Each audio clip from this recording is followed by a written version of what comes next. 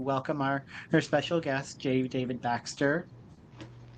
So glad you're here. So let's give you a little bit of time to be able to talk about your books. We're going to focus on one and specific series today, but I want you to have the opportunity to be able to share all about the different books that you write. Sure, no worries.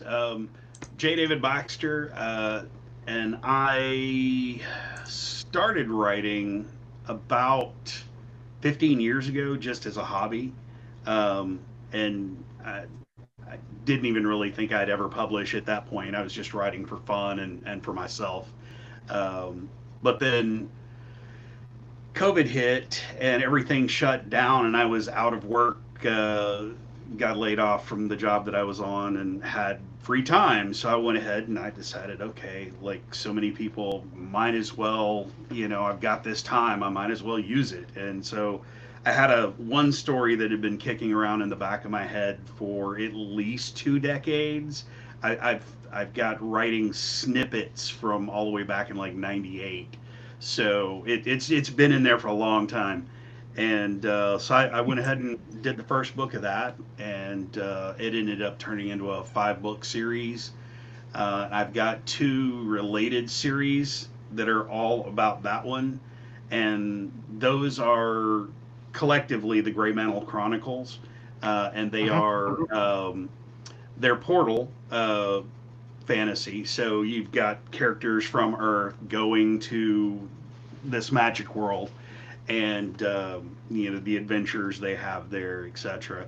But all 3 of those series, the it's the same shared universe, although they're Mhm. completely different stories. There are tie-ins, and I'm the kind of guy, I love Easter eggs. So you'll read about a character, in one of the stories, and suddenly they'll appear as the big bad guy in this other series or something like that. So, um, but I like stuff like that, and so total I've got 13 books out. My 13th released uh, last week.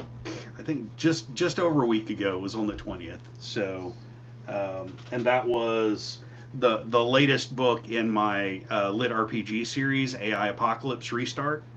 Um, and so, yeah, the a lot of Yeah. stuff. My other series, they're not lit RPG per se, but they're definitely lit RPG adjacent, because there's Yeah. I mean, certainly Portal aspects of, Fantasy, they're amazing. yeah, Portal Fantasy, plus they've got aspects of progression, which all fantasy really does. They're just the only thing that keeps them from being lit RPG is you just don't have visible numbers. So Which is understandable. uh, So so let's start with my first general question. So we're going to be chatting a bit about your series AI Apocalypse. Um, so why write in a post-apocalyptic like, uh, genre? I mean, obviously, a uh, mhm, pop up would absolutely love it, but right. We talked about that when I was on his podcast. Um, Mhm. so I think what started it and what specifically caused me to zero in on the post apocalypse piece was what got me started actually writing and doing it as a serious hobby. Is once upon a time I participated in this play by post website, and we did gaming basically. It was games by way of posting, and there were some really good writers on that site. And I ran a post apocalyptic game for a while on that site, and then a couple of others ran post apocalyptic games that I participated in, and so that was kind of always on my mind. And those kind of early days of the genre back when I was doing that. And so as I read more and more lit RPG, an itch that I needed to scratch. You know, there was a story out there that I wanted to read, and so I decided finally, well, I'll write it myself. So, That's kind of and, what and we this have to one, do. yeah, and this one actually started in the middle of me writing my other series, because sometimes you write so much on one series and then you just got to step back for a second, and I had this idea. A lot of my stories start that way. A what if scenario, right? Hmm. And so that's what this was. And I just started writing it for fun over a weekend. And a week or 2 weeks later, I've got, I don't know, 70,000 words or something like that. And I'm like, oh crap, this is an almost done book. I might as well go ahead and write it. Finish it and Hmm. publish it. And that's how it got started. But that was kind of a mistake in that now I'm juggling two different series at the same time, because I started this one and published it, when I really should have been finishing the others first. But it is what it is, and now this is probably my most popular series at the moment. So I believe it. So you said that you've written about 13 books now. Um, so were you always wanting to combine in them into the lit RPG, or was this just something that came about because you found this genre? well, yeah, it's because I was reading a lot of lit RPG at the time, Mm-hmm. lit RPG was really resonating with me, because I mean progression. I love progression stories. Mm-hmm. I love stories where the characters are overpowered but still have challenges. I, Mm-hmm. I my stories, there's a spectrum. On the one hand, there are stories where the uh, the main character just constantly getting, you know, sand kicked in their face at the metaphorical beach, right? One trauma to the next, and they're just getting beaten down constantly and have no agency at all. And I hate that. I mean, some of them are good. Don't get me wrong. Some of those types of books are really good, but I lean in the other direction. I like characters who kick ass and take names, and have competence, and um, yeah, so I'm more on that end of the spectrum. Although Mm-hmm. I'm, I guess I'm kind of in the medium, because I like my characters have stakes and consequences and challenges, where it's not just stomping through the plot and killing the big bad guy with the back slap, or that kind of thing. So yeah. So so as I started reading this, I noticed something that intrigued me, and maybe hey, this is something that you intended to happen, because obviously hey, there will be spoilers. I have to say, if you're watching us, there's going to be some spoilers. Um, your MC, he starts off the book uh, almost almost to die. I mean, he's gonna die, Yeah, yeah. and the AI ends up regressing him. Mhm. So, is this more of a regression series than an apocalypse series? No, it's both, really. I Okay. mean, the regression really only happens in the beginning. I mean, it's not like a time loop where he's Yeah. going back over and over. So it's just a one time thing. But yeah, he's got 20 years of foreknowledge. Uh, he gets killed in the future. The AI has been a little overzealous in culling the population, let's put it that way, and That's okay. realizes that this is going to be a problem for it.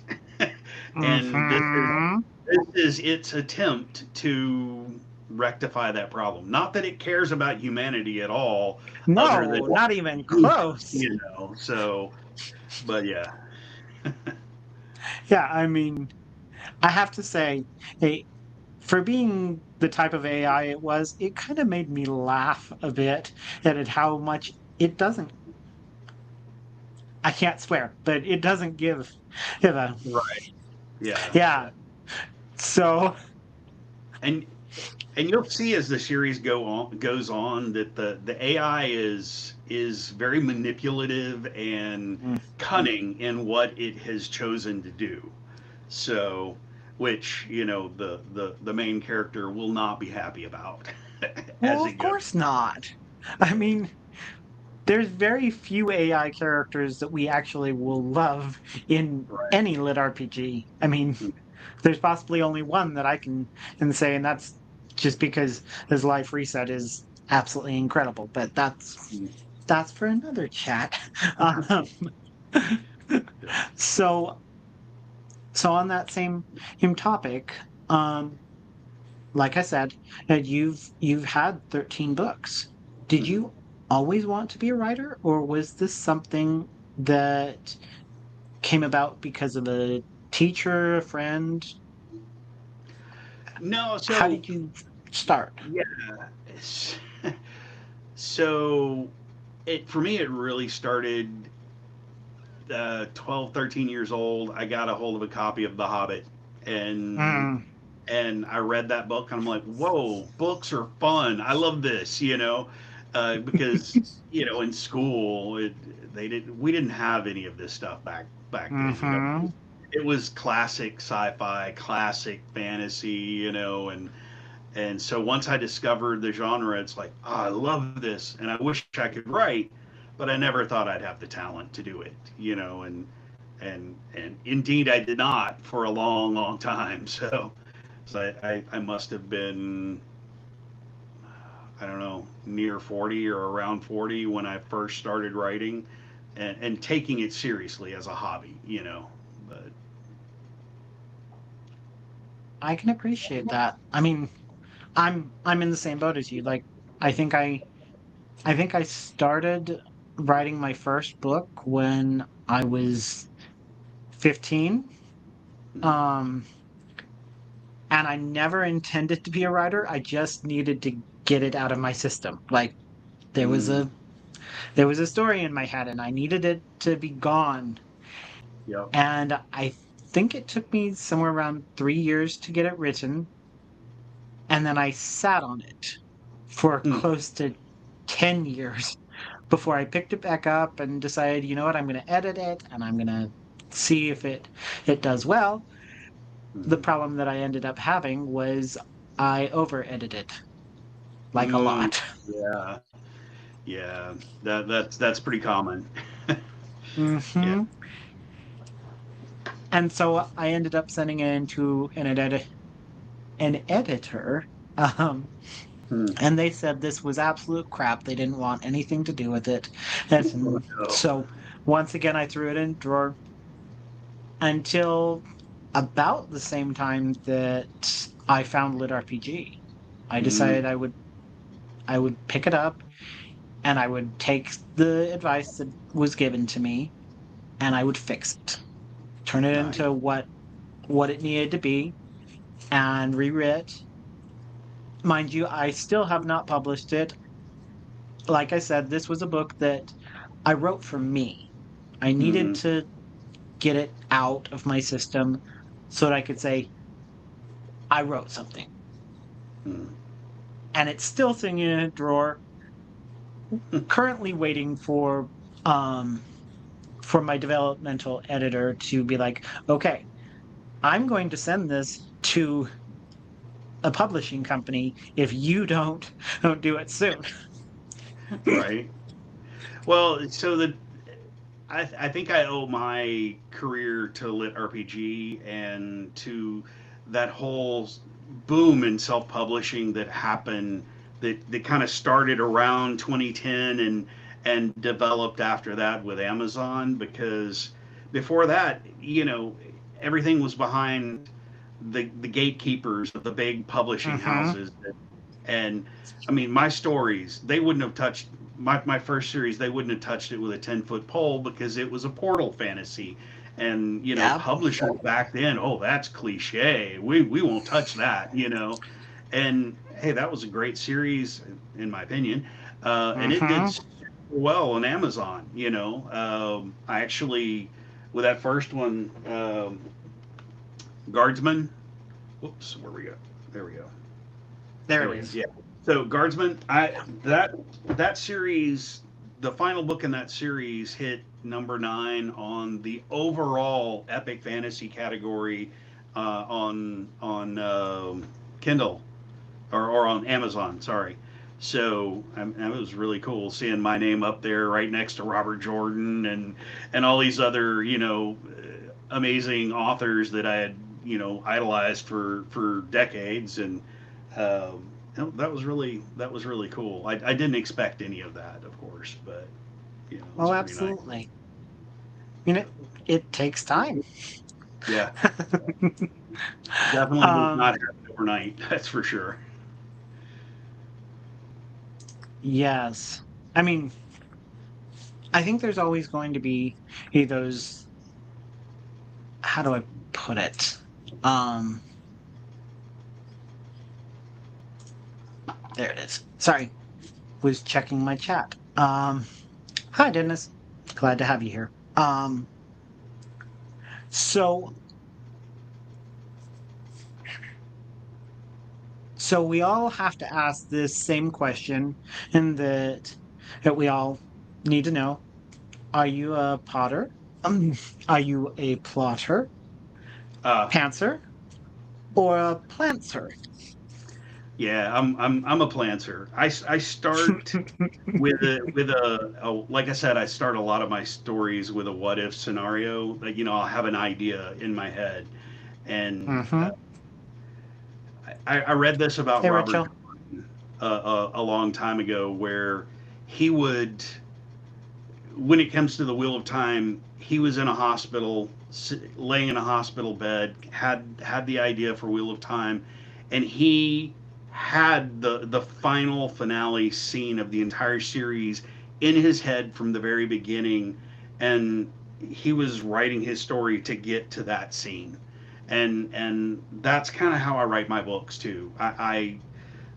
Especially with my first series, there were 3 key, big impactful scenes that I wanted to write, and the story was really this character going from point A to point B to point C, and that's kind of how I write. I let the characters and the world be what they are, so long as it gets them to these points that I want to hit, right?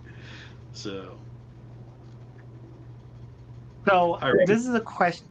So this is a question that almost every single author hates for me to ask. So I do apologize. But I will do it in such a way that you don't have to choose a complete favorite. Um, when it comes to each of your series, who was your favorite character that you wrote, and what about them made them so interesting to you? Because Nice. I don't want to make you choose your favorite character amongst all your books, because Right, that's entirely unfair. right.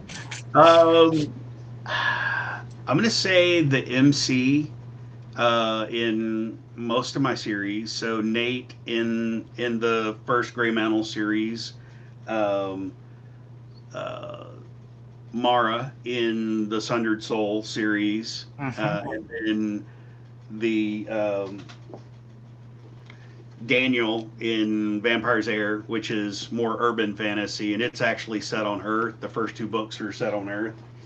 Mhm. Um, so the MCs in those series, uh, in my lit RPG series, I've been kind of taken by surprise by Vicky, which is a side character you meet in book 1, and she's of course through all of the other books as well. But um, she turned out to be surprisingly popular, and with the readers and with myself. I really enjoyed writing her. So yeah, I mean, not that the MC of that series isn't also a No, favorite character, no, but absolutely. that side character kind of caught me by surprise. So I can appreciate that.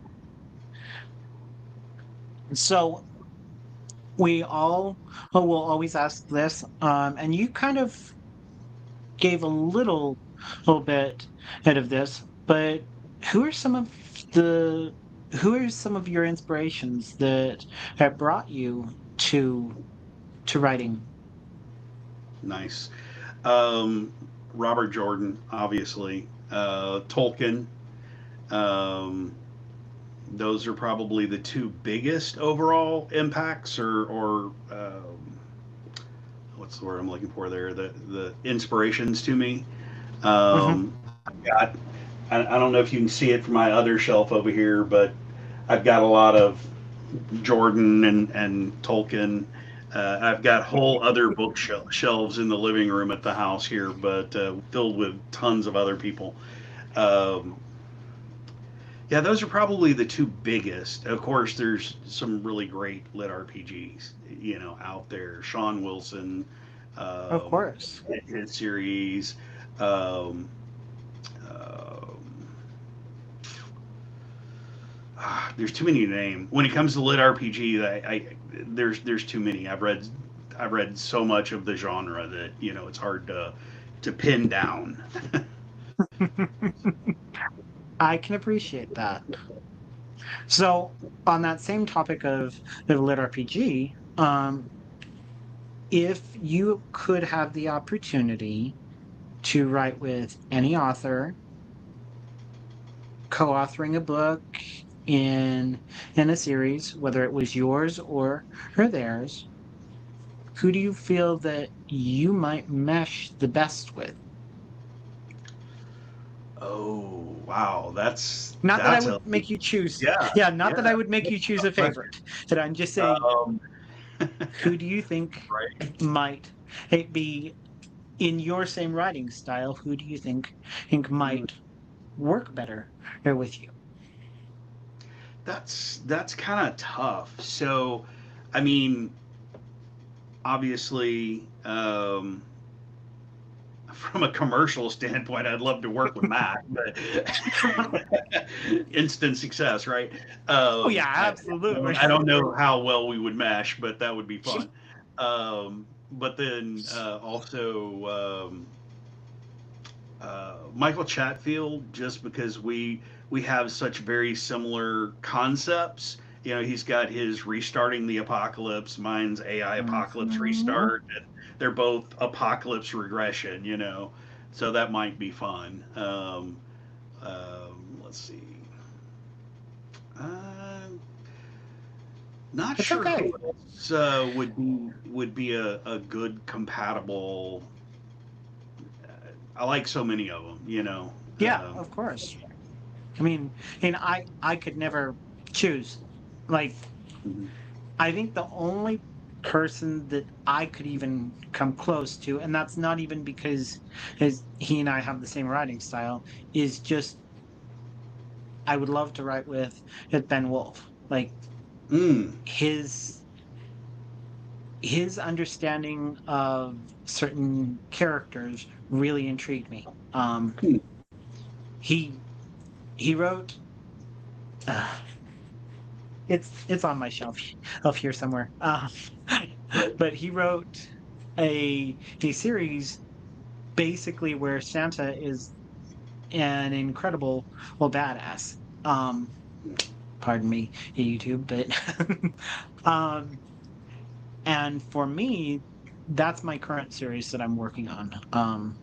I've I've been kind of obsessed just with the mythical characters that we all grew up with. Mm.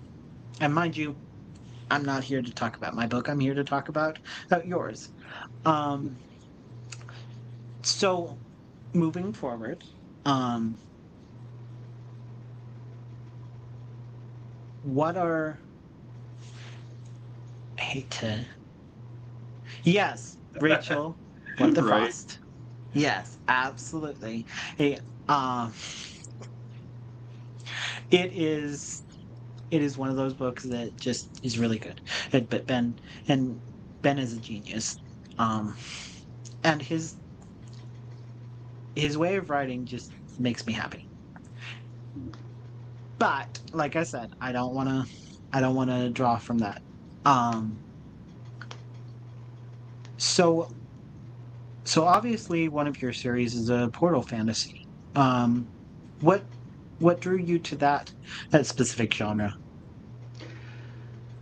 Um, like I said, I had an idea that was kicking around in the back of my head for a very long time. And it was about this character who, is from Earth, college kid from Earth, gets kidnapped to this fantasy world, immediately, gets in trouble with the wrong people and has to flee for his life halfway across the continent. Um, and then, basically becomes a thorn in their side as the series goes on more and more. Um, and yeah, so that one, it was just kicking around in my head for such a long time. And then the like I said, the other three series that are currently out are connected, and Mm-hmm. eventually all three of them, even though they're their own complete stories, all three of them will come together, kind of like Marvel Endgame, Mm-hmm. where each one of them are uncovering an aspect of a bigger issue, Mm-hmm. a bigger plot, and so they'll all come together at the end. In fact, uh, this one, even though it's the first two books are set on Earth, it's all part of that same concept, and so it'll actually be going to the same fantasy world in book three of that series. So, which I haven't written yet because if I did, there would be spoilers. So, I I can mean, appreciate that. We won't do popcorn and today. but, yeah. So this is one of the things that I learned the hard way as being a writer. I wrote my first series. I completed it. Got that arc, that story arc, all nice and tied up in a bow at the end. And I had this is one of those ones where I had it halfway written already or three quarters of the way written, and so I'm like, oh, I'll just go ahead and Mm-hmm. release it. And I wasn't thinking about the timeline, and so I got to the end of book two on this one. I'm like, oh crap, I can't go any further, otherwise I'm going to spoil everything for all of these stories, and so I Mm-hmm. had to shelve it for um, a while. I promise my readers, I will get back to it. I really will, but you know, So we can't ignore the one thing that half of this genre tends to be in. So your audiobook narrator, how did how did that come about? so I've had three. My first series was picked up by Tantor, Mm-hmm. and the narrator on that series was good, but I'm not sure he was entirely the right person for that story. And he was good. Don't get me wrong. I very much appreciate him, but I don't know if he was the right person for that story. My um, my AI apocalypse story was picked up by Podium, and they Mm-hmm. gave me three choices, and J.S. Arquin happened to be one of those three choices, and so I was like, yes, Yes. because Yes. he's awesome. He did Path of Ascension Yes. and a He ton of did. other really popular books in the genre, and I really liked him because I've listened to the books that he's read, and so I was like, yes, this is awesome. He's great. And then for my other short series, Sundered Soul, Mm-hmm. whoa, on camera. Which Uh, from what you've told me, hey, that's coming out very soon. Isn't that like just came March out. 13th? No, no, no, just Oh came out yes. February 13th. Okay. And so I was at Lit RBG Con last year, and I'm meeting all of these narrators, and met Jessica Threet while I was there, and a couple of other amazing uh, narrators, and I was telling them about it, and everyone was like, "Yeah, that's awesome. I'd love to be part of that and everything." And then um, I ended up circling back and picking Jessica because she works with actors everywhere, and I want to do something Mm-hmm. that will be coming up in these series with Chris and the other folks there at Actors Everywhere. And so, man, I cannot say enough good things about Jessica and Oh, the absolutely. amazing job she did on Sundered Soul. It she puts so much life into the character. It's awesome. I mean, you read that thing and it is so entertaining. Halfway, just because Jessica is amazing, right? So, It's true. yeah, yeah. So we got a question here from Rachel Cooper. Thank you so much, Rachel, for asking. She asked, "Do you prefer to write stories with lone MCs or adventure parties?" That's a great question, and I prefer single POV stories. That's that's the way I like to write them, and that's probably because that's what I prefer reading wise. But at the same time, AI Apocalypse Restart is not turning out that way. Because there are these other characters like Vicky and Morgan, and now as you go further into the series, they're just because of the way the story is evolving, there have to be other people involved in what's going on. It's not, you can't, one person can't reverse the apocalypse all on their own. They've got It's to true. rely on other people as well. And so Hmm. if I did everything off camera, so to speak, then you'd be missing so much of what is underlying the things happening in that story. And so the deeper I'm getting into it, the more it's turning into a into a multi POV story. Although it's going to remain primarily focused on Liam, the main character. So Of course. And I'm gonna do just like you. Like I've been I've been dying, losing my eh, voice. So same. Got my drink uh, right here, yeah, branded mug. yes. Um, so obviously you've been doing this for a while. What would you say to aspiring authors that, or what advice might you give if to aspiring authors that want to get into this? Because from what you've told me, you started as an independent author. You didn't go with a publishing company. Right. Yeah.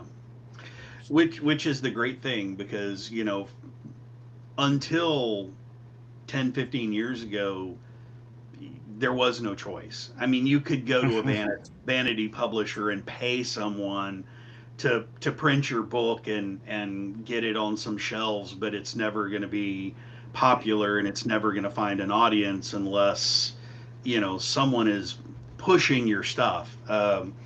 And then I hate to I, I hate to say great things about some of these big companies, but Amazon and some of these others really have made it possible for people like me and people like the aspiring authors these days to get their stories out there and to find an audience. Um, and that's where I got lucky, with my stories. My first book, um, I think I think I sold 32 copies of my first book, in the 9 months it was out before I put the second book out, and it turned out that I had accidentally somehow not selected KDP, and so it Oh was not no. in Kindle Unlimited, and I didn't realize that until because I was completely new. You know, I was a complete noob, and at the self-publishing thing, and I didn't know. But I'm setting up book two, and I'm comparing the setups. I'm like, why isn't KDP selected? You know, and as soon as I flipped the switch, and there were two books out, suddenly I started getting sales. You know, and it starts going up, and then book three comes out, and it starts really going up, and I'm like, yeah, okay, maybe I can do this. But so my advice would be A, don't give up. You know, Mhm. B, just write. Because I've probably got nearly 500,000 words out there that I wrote before I ever did my first book. Mhm. Um, and that stuff, some of it will eventually see the light of day, as I get past these series that I've already written, just because I don't want to start too many things at once and make my readers have to wait, on AI Apocalypse while I'm doing this other thing that attracted my attention, so yeah, you just have to put that time in and improve. And one of the probably the biggest things you can do to become good or become better is to find a community that Mhm. can read your stuff and give you advice. For me, when I started, it was that play by post, RPG site, Mhm.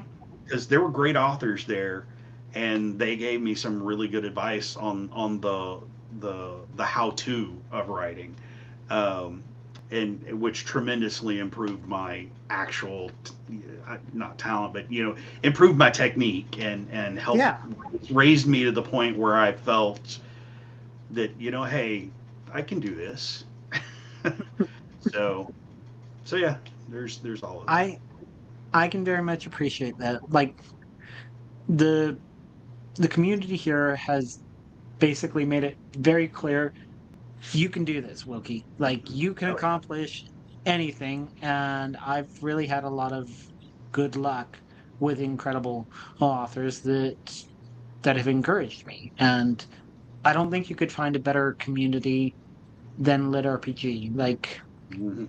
it's so supportive and there's so much love here. Yeah, yeah. So I wouldn't so be we a got writer an right now, I'm go sure, ahead. if it hadn't been for the lit RPG community. So we got another question here from James Ray Kenny. Do you plot everything in advance, or do you let your characters surprise you sometimes? Uh, I do plot, but I'm open to change.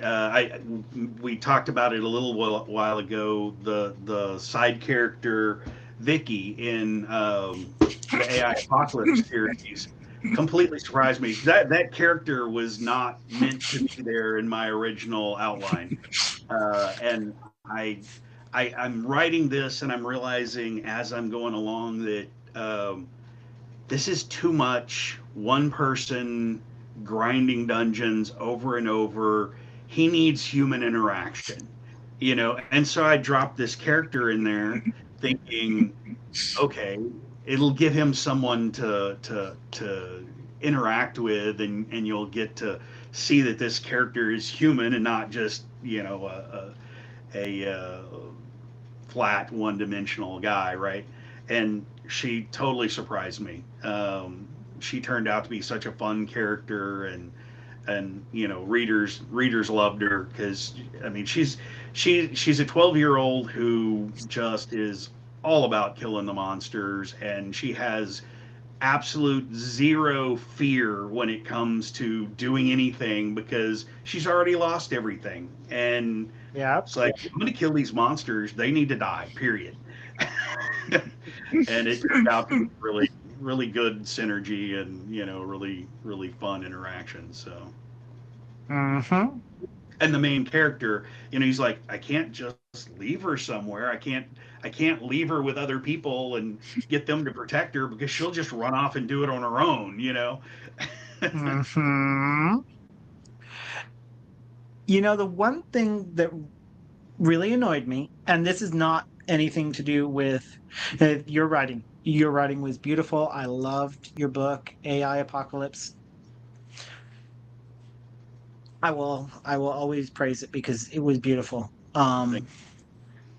But the I was so angry at it because it puts so much limitation on your MC. Like Mhm.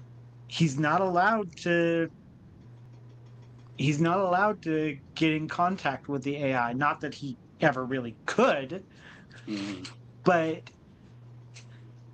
I mean, how are you supposed to save the world when you're putting so much limit on me?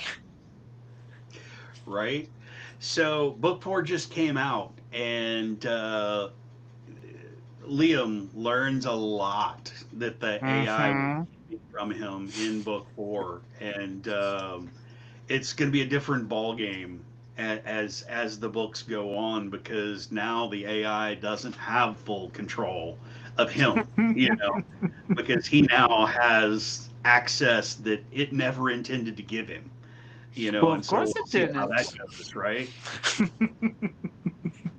Not that he would ever have allowed that situation to go on forever anyway, but No, you know. absolutely not. Like, goodness sakes. Like, if you get the chance to refix what you could, Mhm. absolutely. And stick it to the AI at that. Like, if you can do something to tear him down, do it. Right. Yep. So, And I'll give one spoiler here from book four. He mhm. discovers that this is not how things were meant to be. The Mm. situation that exists right now is not what it was supposed to have been. So, Of course it wasn't. But AIs tend to not always have every answer, and they think they do. yeah. So, so we've talked about your 13 books. I mean, not all of them, but we talked about each of your series. Is there a book that you've written that you've shoved into a drawer because you didn't think that it was good enough? Oh, that's an interesting question. So I don't think I would say that, because I can make them good enough. At this point, Hmm. I think I have enough, knock on wood here, I think I have enough skill to make them good enough. But I do have several stories that have been put in a drawer for now.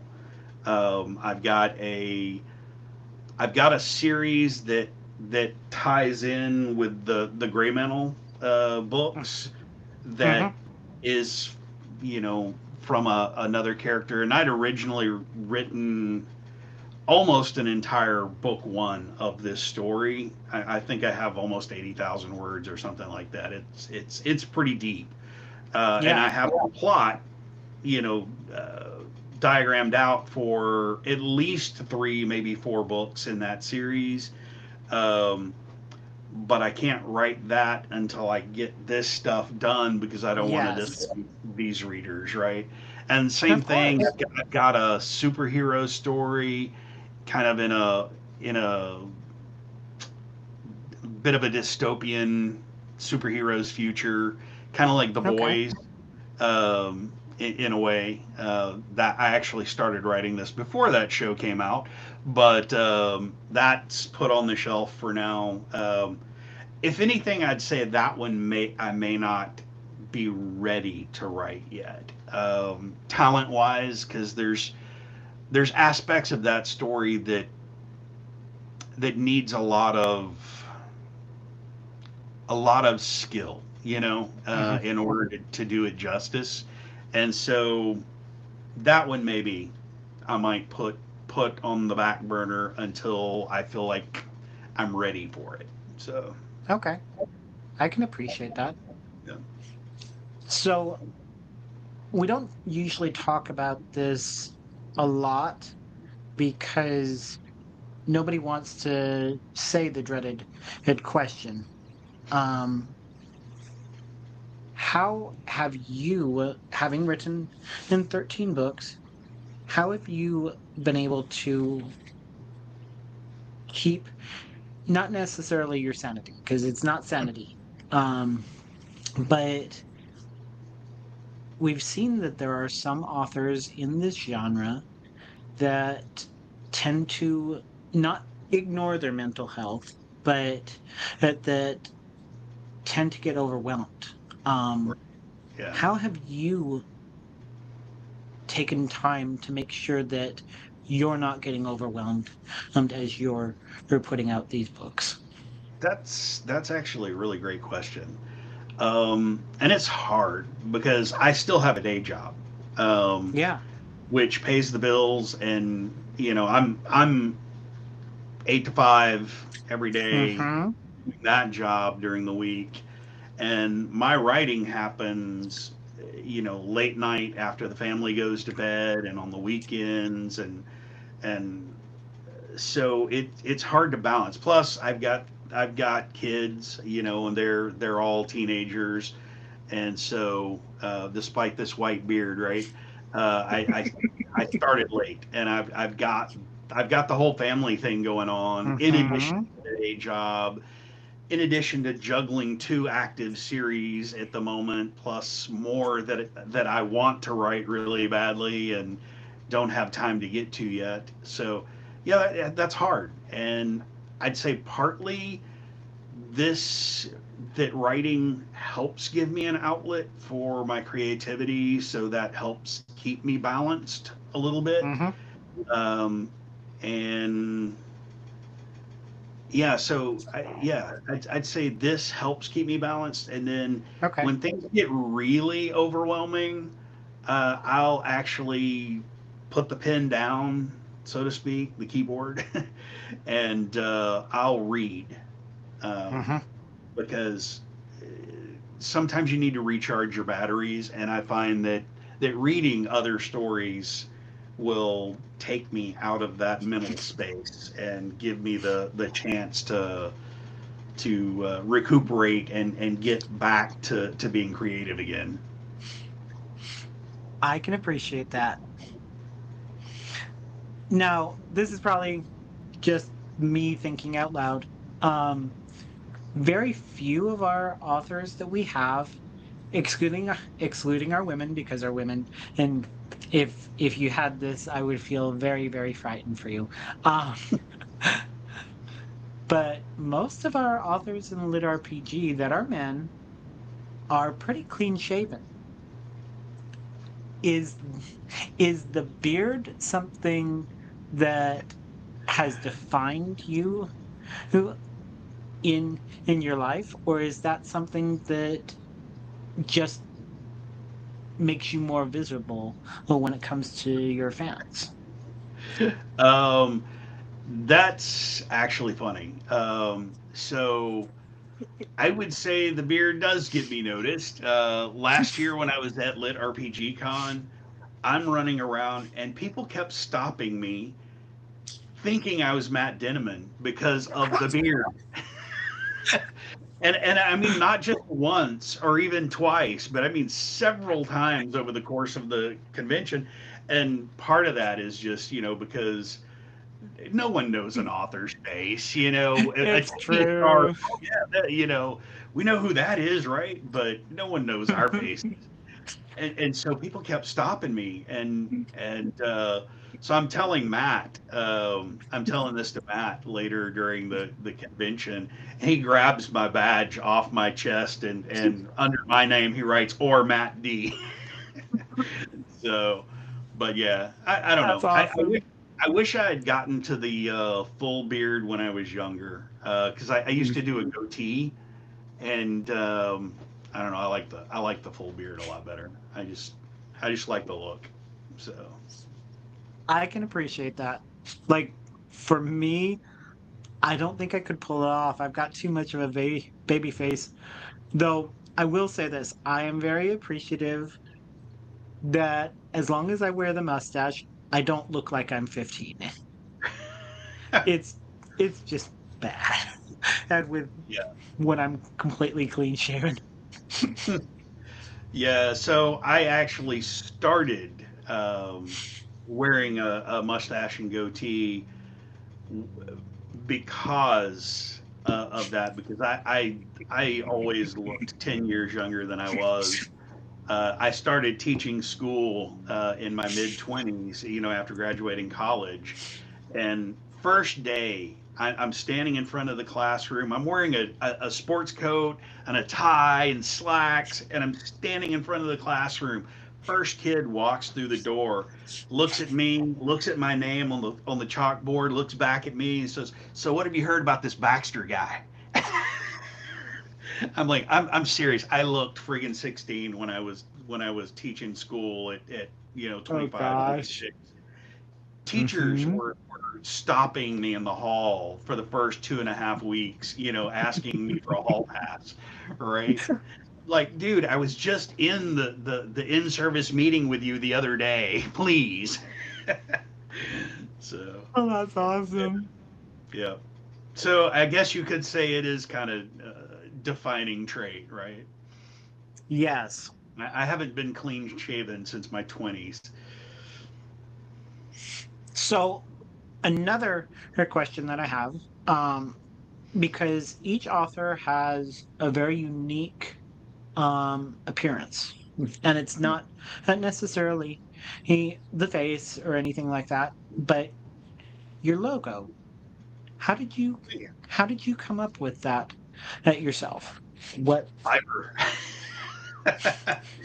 So actually, first I came up with a monogram logo, Hmm. and then I was, as I started getting more books published and stuff, I'm like, you know what, I need a brand logo, and so came up, found an artist on Fiverr, said, hey, I want dragons, I want my name, and this is what they came up with, and turned out really well. I love it. So yeah. I can appreciate that. I mean, I may I have to ask this question because, like I told you, I'm currently working on a lit RPG series. Mhm. No one's gonna have the chance to read it because I got advice from. Well, let me rephrase that. It'll be a little while before people will have the chance to read it. Because at Lit RPG Con, um, I I was looking for advice and I was asking around, and a large portion of the authors told me, and this will apply a bit to a question that I have for you. Um, write write as many of your books as you can first, Mm, and then start publishing them, so that your fans don't have to wait for the next one to come. Um, that is fantastic advice, by the way. I have given that advice myself. Unfortunately for me, it didn't work. So I started when I first, like I said, when I started my first series, Guardsman Grey Mantle Chronicles. Um, I was out of work at the time. I published it, didn't go anywhere. Book two comes out, I started getting sales. Book three comes out, I started getting a lot of sales, and so, book four, book five, whatever, and I learned very quickly that the Amazon algorithm is very unforgiving, and if you are not publishing, very fast, mhm. you will drop out of the the it will forget you. 90 Yes. Oh, days, 90 absolutely. days, nothing comes out from you, you're not doing anything, it's going to start, your sales are going to start plummeting. Um, So it's very unforgiving. And once you get on that train, you can't get back off. You know, Yeah. it's publish or perish. You know what I mean? Yes. So yeah, Which which I understand. I mean, that's why I've already made a promise to myself. I'm going to write at least 5 of my books in my series there you go. before I ever published, so that once I get to my 7th, I'm not scared to death. And Right. at the moment, it still might end up being 8, but that's Mm. all dependent on characters. Like, I'm finding new characters all the time, and it's freaky. Um, The algorithm will love you if you've got those things scheduled to come out at a steady, even pace. It it will keep that algorithm juiced so that it's just, it's rolling. And it, I mean, honestly, I think that was one of two really big factors in the success of my first series, because I was putting them out. Once I saw those mhm, sales hit with book three, I put out books four and five really fast, and mhm, the algorithm absolutely loved me for it. And it was nothing I was doing. It was just the fact that I was putting that stuff out. And the algorithm looks for what they call relevance. mhm, So it wants to see a series that, or a book that it thinks is going to be relevant to customers, so they'll buy it, and mhm. therefore Amazon will make money. And the more you hit in that perfect zone, and it sees that you're a serious author that's putting stuff out, that's when you're going to see success on their algorithm. So yeah, for sure. I I will keep that in mind. So, obviously, in this genre, we have a lot of unique authors, and when we get together, it is the most incredible experience. I mean, Mm, Lit RPG Con last year was absolutely amazing, and we can gush over it forever. yep. Coming together with different authors, does that influence your writing? And did you get inspiration for any other series because of that opportunity to be able to come together with other authors and just have the chance to interact? I'd say yes and no. So I didn't get any inspiration for new series from Lit RPG Con, but I certainly got inspiration to write more, Hmm. um, and to get back into the rhythm of it, because my publishing schedule over the last 2 years slowed down quite a bit because of life. Life happens. Yeah, of course. And so getting together with them definitely sparked, a renewed fire. But I'll also Which, say that having another author to bounce stuff off of is amazing. One of yes. my oldest friend, also an author, he and I, grew up together, and we were always bouncing story ideas off of each other. I would have an idea, and he would say, "Oh, what about this?" And we would just feed off each other that way. And my first series wouldn't exist if it hadn't been for him, and you know those interactions that we used to have together. So Oh, absolutely. So we're running out of time, yep. and this is my second episode, and so I'm still learning the the general well way that I do this. But Mhm. to end this, I'd love to have it be that tell us, like, tell us what you have in the pipeline. Tell us, as without spoilers, mind you. I don't want you to spoil anything, but Right. what do you have coming up? What, it, where can we find you? And what events that you do you have coming up soon that we can go and find you at? Sounds good. Yeah. So at the end of May, I'm doing two panels at Comic Palooza. Um, Okay. and so I'll be there at the end of May. Yes. That's going to be a lot of fun.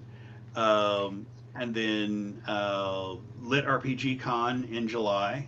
So just a Uh-huh. couple of months after that. I'm looking forward to Lit RPG Con a lot. Like you said last year, it was an amazing time.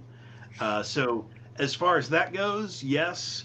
Um, Jessica has already recorded book two of the Sundered Soul series, so it's going to come out in about a month. In fact, I need to write ACX and get them to set up the pre-order on it.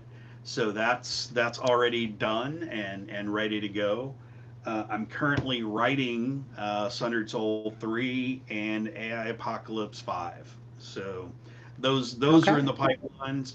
Once I finish one of those series, I have more in the pipeline coming past those. So I certainly won't Okay. run out of things to write. And if fans wanted to pick up your book besides Amazon, do you have a website that they can go to? So Amazon, Audible, and I think many of my books are on other platforms besides just Audible. My latest book is Audible exclusive, but most of my previous books I think are across multiple platforms. I used to have a website. I kind of let it slide for a while because the I forget which one it was. Whatever my provider was decided they wanted to get greedy and start charging me a boatload of Oh, money. So gotcha. I'm like, fine, I'll just let that expire for now until I find someone to replace it for me. Which eventually I will, not in a hurry. So, but mostly Amazon. So Okay. Well, then I can't ask you to get a shirt because I absolutely love your logo. Like oh, thank I'll you. support every single one of our authors in every way that I can.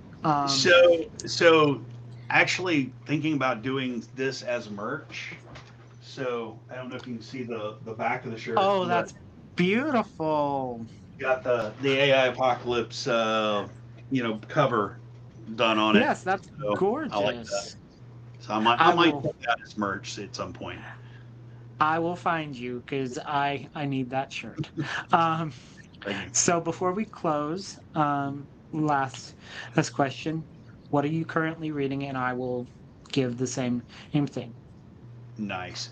So I think Andrew Rowe I think he just came out with a new book on audio, which I will be picking up very soon. Currently Uh-huh. reading bog standard isekai. Sorry, mispronounced that. Um, I'm reading. Those two are the currents right now. So I Okay. just finished Hunter Mythos's latest mage story. So I've Uh-huh. got that, and of course Sean Wilson, buddy of mine. His ultimate level one series. So you know, Absolutely. Well, for me,